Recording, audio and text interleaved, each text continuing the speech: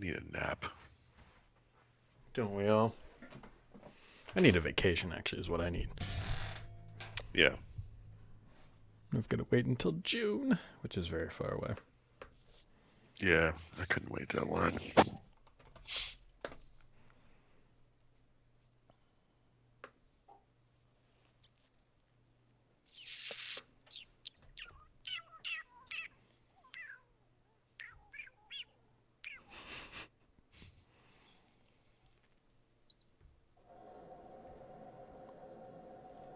What the hell was that?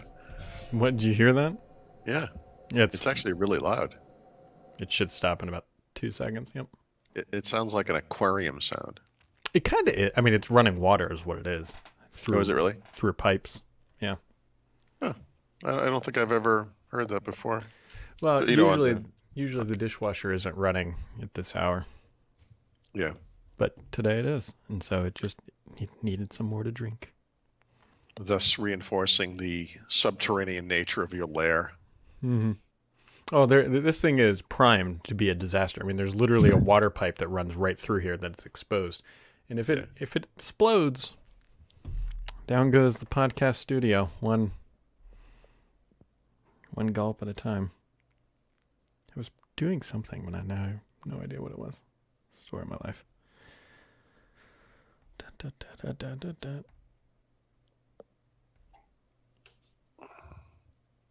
Somebody says Paul's coming live from the moon. It's I'm coming live from a place that isn't quite in spring. It's kind of at the early stages. Like the forsythias are out. the what? The forsythias, those yellow bushes they're yellow in early spring and then they just turn green. I don't know if I'm familiar with this. We have ones that are very bright purple. Yeah. These are bushes, not trees. But okay. They were a big thing here in Boston, and they are a big thing where I live now. This edition of Herbivore Daily will be great. Yeah. Hopefully nothing happened today because... No, not really. The only thing that happened, which we will talk about, is Slack filed for their initial public offering, which... Yeah, making all kinds of money already, I see. Yeah, that's a good one. All right, you ready? Yep.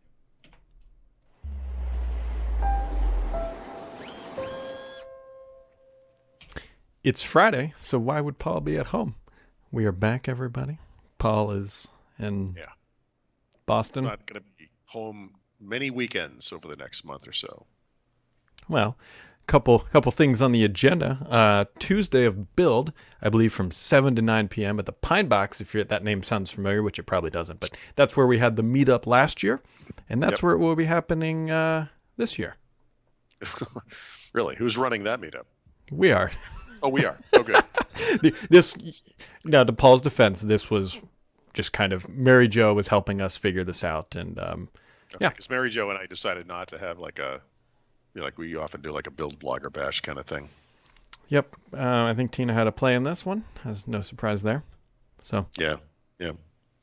I'm not surprised that Mary Jo neglected to mention this to me. She knows how I feel about people. But yeah, okay. Yeah. Well, so if you're free Tuesday evening, Tuesday at what time? 7 to 9. 7 to 9. Nice. Okay. It's if you went to Build last year and went to the meetup, it's like that, but this year. Right. Yes. Hopefully Microsoft won't be filming something there before we crash it, but remember. Yeah, exactly. And then if that one doesn't work out for you, you can come hang with there. You cannot do that, but you can come hang out with us at Shift Happens, which happens in June in Washington D.C., and we'll have a meetup there as well. And so that should be a good time. Wait for that one. This is good stuff. I think I told the story, but at some point earlier in the year, Tina she's like, guys, I got some bad news, and she's like, I figured out the travel we have for this year, and then she's like, we got to go to obviously Seattle for Build. It's like DC for Shift Happens. You got to go to Miami for VeeamON. And I was like, This is not bad news. This is very good news. Yeah, East Coast is much more preferred than West Coast for a lot of this stuff. That's true, but it's not just that. It's like these are places I want to go. Yes. A lot of times you're like, hey, you're going to Orlando, or hey, you're going to Chicago, and it's like, like come on. So these are all places that are great. Like New Orleans would make this list. Oh, New Orleans was fun. Well, you loved the Yeah. trains there too. That was Yeah, I love in the New Orleans. boats and the bridges. I know, I know. And all That's that. why I liked Pittsburgh. Pittsburgh was a lot of boats and bridges and trains. Good old steel. Yeah, not anymore, Wow. but yeah, I guess yeah. Yeah. Speaking of good old things, Slack, which is Microsoft's biggest competitor, well, I should say probably their biggest competitor in the messaging space, not necessarily the full productivity space. That might go to G Suite. Filed for their IPO today, which gives us honestly, probably the first real look at their financials. And Which I are was great. really surprised by this. I thought that, yeah, I was. Mostly because Slack lost $140 million last year on $400 million in revenue, which is improvement over the previous year. They increased the revenue and lowered the percentage of losses, but still. You ever go to a dog race, or I guess a horse race would be like this too. The animals are all kind of lined up in their gates, and somebody fires a gun, and the gates go off, and the animals come launching out of the thing.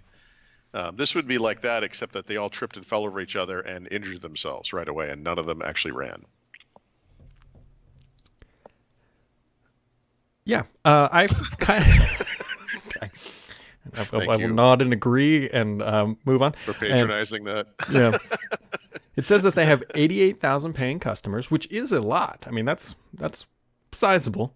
But I'm just really surprised that they are losing that much money. 88,000? Yeah.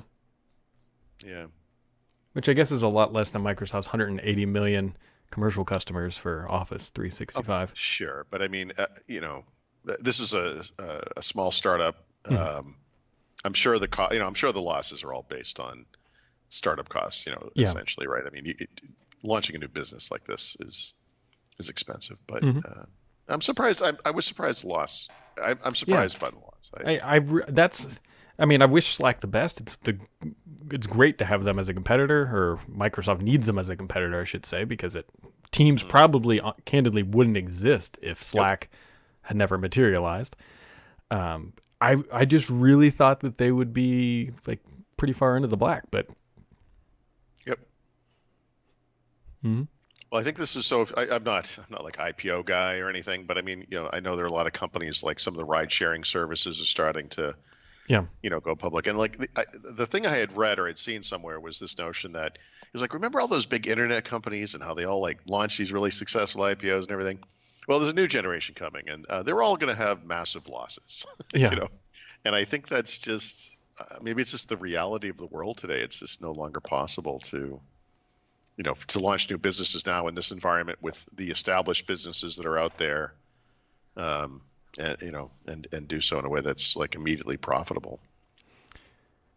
Yeah, I mean, that very well could be true. The challenge is that these companies at some point will have to make money, which means if you're a customer, there's two ways that's going to happen. They're either going to start charging you more, which in Slack's case, they'd probably have to charge about 3 times as much per customer based on, if they bring in 140 and they lost 400, they need raise that, or they got to find a way to cut costs.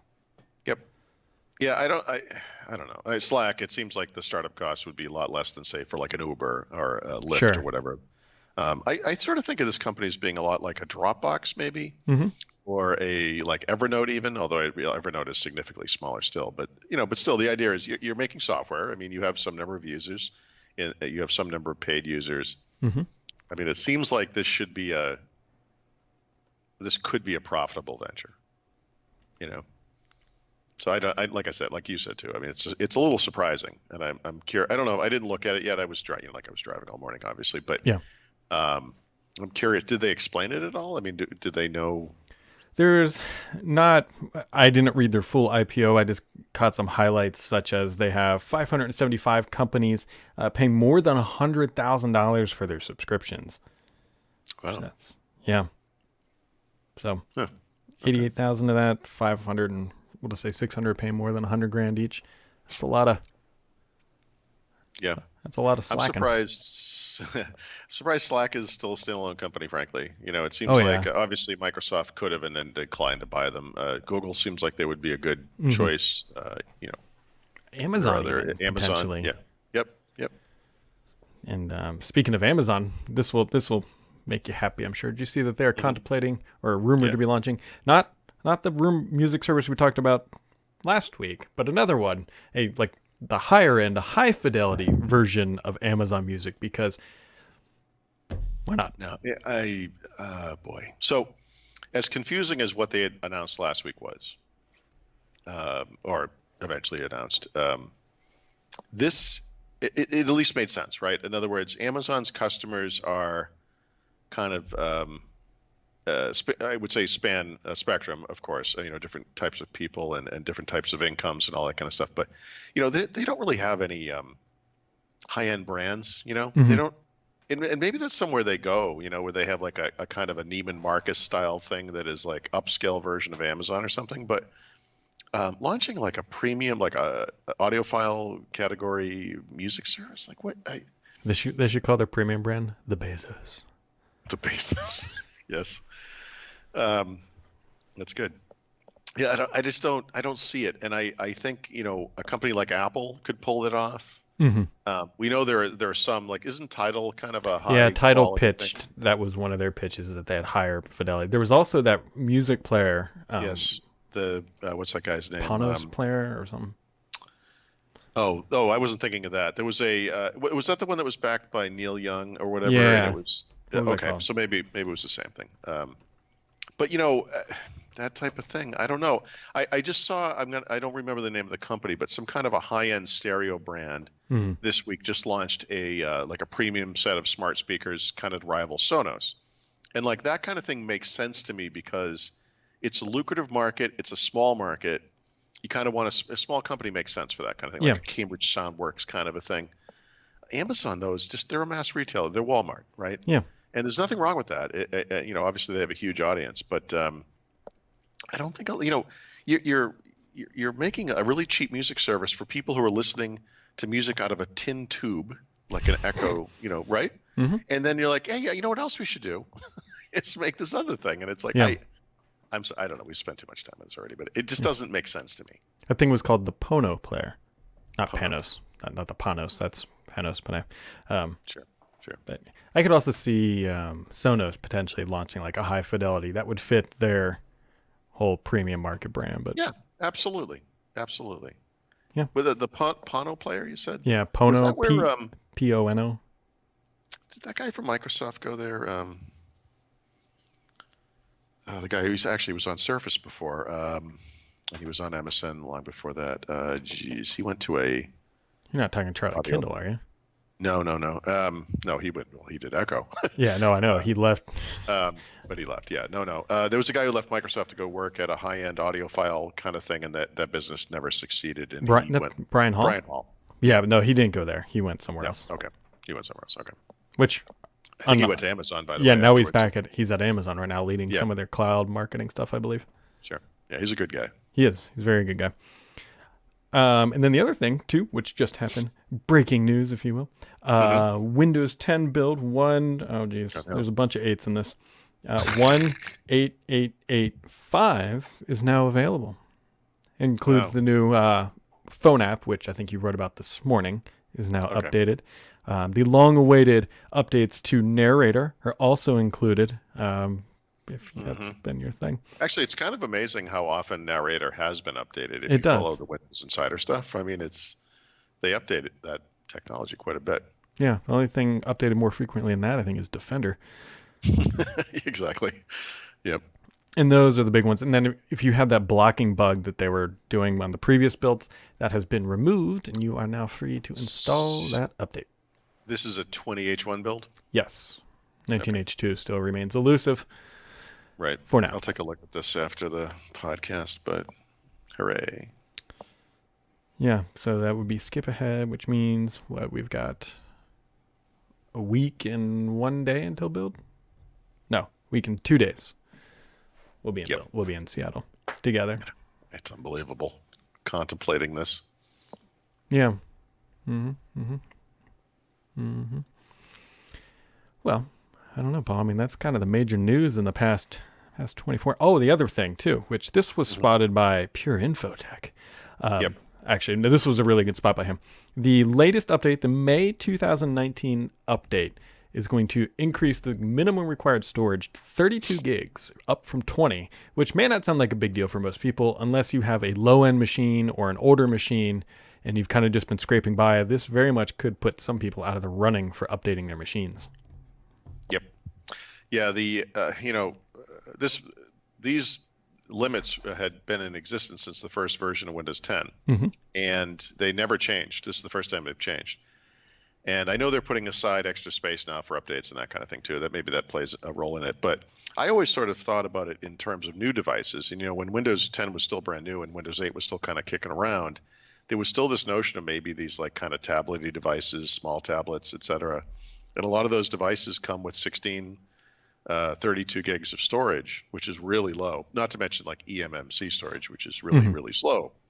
And I feel like, in the book that I have, the Windows 10 Field Guide, I recommend dramatically higher limits, even, just for normal people. I mean, I think 128 is the minimum, and it has to be SSD, not eMMC. But I think for most people, just to have adequate performance. Same thing with RAM. They have these bizarre low minimum requirements. But I think that as Windows 10 has evolved, it's kind of been a lot more PC centric, and for like a real computer, like a laptop, a desktop computer, whatever. I mean, I think the limits go up still. I know we still have some smaller devices, like the Surface Go was probably the obvious example, but I think for the most part, these limits are just something to smile at and forget because they're so ludicrous. But most people are going to need more than that. Oh, absolutely. It's going to be an edge case, if you will. Not referring to the browser or Microsoft's IoT solutions, but actual edge cases. So, right. Yeah, that's just something to keep in mind if you're an update. It's got to be related to some of the reliability stuff so that they can roll back updates easier and do more performant or more, what do they call it, front loading of the install. So it's not a 90-minute affair. Yep. That's actually one of the neat things, because that stuff can happen while using a computer. You don't even know it's there. And this is, hey, by the way, you get a reboot. And instead of taking 40 minutes or 30 minutes, it takes like 7 or 8 minutes. It's crazy. It's actually really quick. Yeah. No, they've done a good job. They've done a good job on making things less bad with that process. And so. Right. The suctitude that they caused is now not as bad. Yeah. I think suctitude is an appropriate word. Yep. So. All right, Mr. Thrat, you got anything else from the Yellow Brick Road? Not really. I'll write up that build, and I'll try to do it. I think I will be able to do ASPAL today as well. So that will be my afternoon pretty much. Wow. How about you? Not a whole lot. It is raining, pouring outside. It's actually chilly, but it's nice to say that chilly is 53 degrees as opposed to like 5 degrees or 35 degrees. So it's a little chilly. Windows are shut, if you will. Yep. But that is about it. Well, folks, that wraps it up for today. We very much appreciate everybody tuning in. We should be back next week for a partially regular programming until Paul decides to get on a plane and go to Vancouver. And then the week after that is build. And then we got some other fun things coming up. So have yourselves a wonderful week, and we'll catch you right back here next time.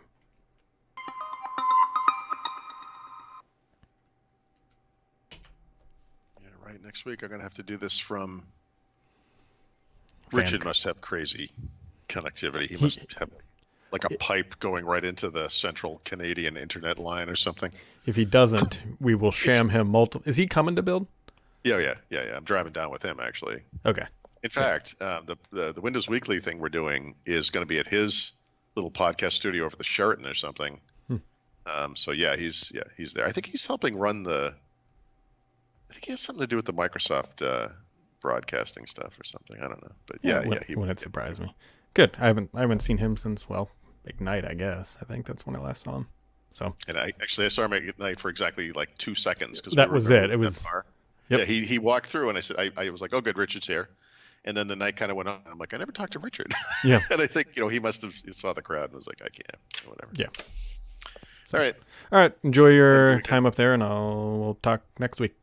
Okay. Bye. Bye.